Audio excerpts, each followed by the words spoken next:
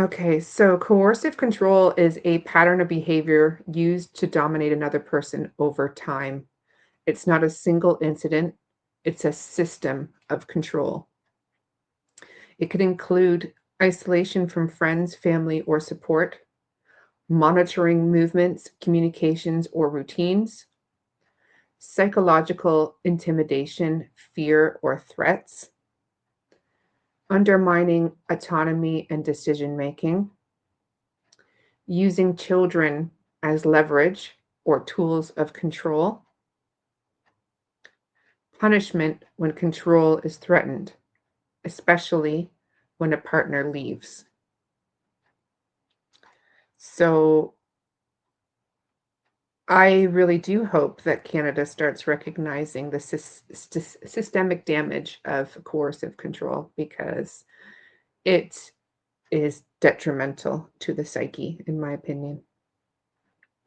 Um, so, how one of the questions I was sort of looking into was how coercive control can relate to uh, child disappearances, right? And it's just theorizing, right? So, um, basically, a loss of control is actually a number one trigger. Um, so, when a partner leaves, the controlling person experiences loss of authority, identity, and access. And children may be viewed as a way to regain control, a means of punishment, a symbol of ownership, or used as a bargaining tool. So, something to consider. Um, Escalation after separation. Research consistently shows the most dangerous period is after separation. Coercive control can escalate into extreme actions when the individual feels humiliated, abandoned, exposed, replaced, or powerless. The disappearance of children in such contexts is sometimes understood as an extension of coercive dynamics, and it's not an impulsive act. Um, Silence and ambiguity as control. So, in coercive scenarios, not knowing where the children are is basically a form of coercive control in itself. It is like a long-term coercive control. It's a way to torment the partner. Daphne, put a thumbs up when you're ready. Um, and it prevents closure for the other parent. Um, So why coercive control is hard to see afterwards? People often expect, um, so basically people expect something different than what it actually looks like. So um, the controller in the relationship afterwards may appear calm, cooperative, and even helpful. They can control their outward emotions extremely well, and they can frame themselves as victims. And they focus on their own suffering rather than the children. They avoid direct answers while appearing compliant. This is because, and this is what really sticks out to me, coercive control is calculated, not chaotic. So, how a controlling man might behave after a partner leaves.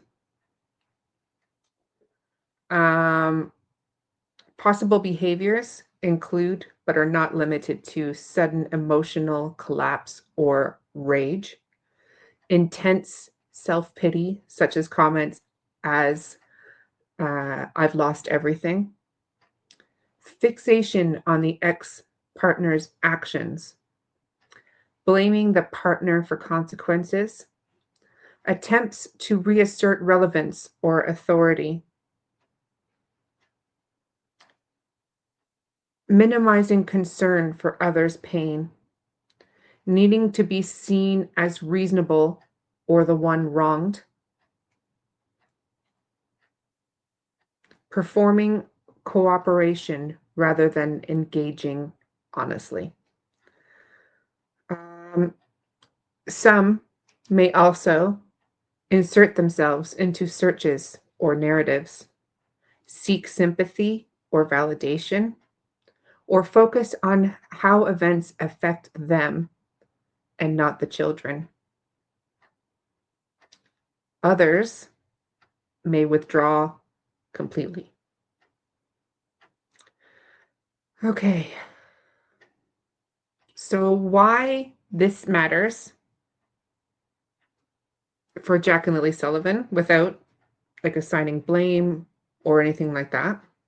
This is just based on statistics and previous cases that involve this sort of thing. So it helps investigators recognize non-obvious risk factors. It explains why children can vanish without chaos. It challenges myths about how guilty people behave. And it centers power dynamics, not just opportunity. In missing children cases, professionals will often ask who lost control recently, who benefited emotionally or psychologically from silence, who had motive tied to power rather than gain. So if you think of all the situation, the entire situation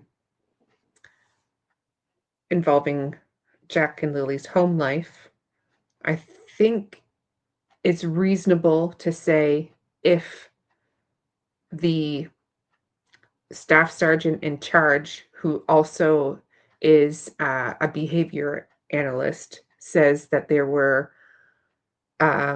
the factor that the mother was experiencing a controlling environment. I feel as though I'm safe to say that she was a victim of coercive control. That doesn't mean that she didn't have any involvement or that she did have involvement.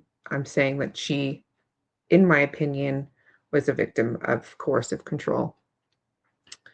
Um, and yes, just to be clear, that doesn't mean that coercive control is the reason why Jack and Lily disappeared, but it's a contributing factor, I believe. So that was one of the things I wanted to touch on, just to enlighten people a bit about what coercive control looks like, how the controller can appear, and remind people that it is a long-term systematic form of emotional abuse.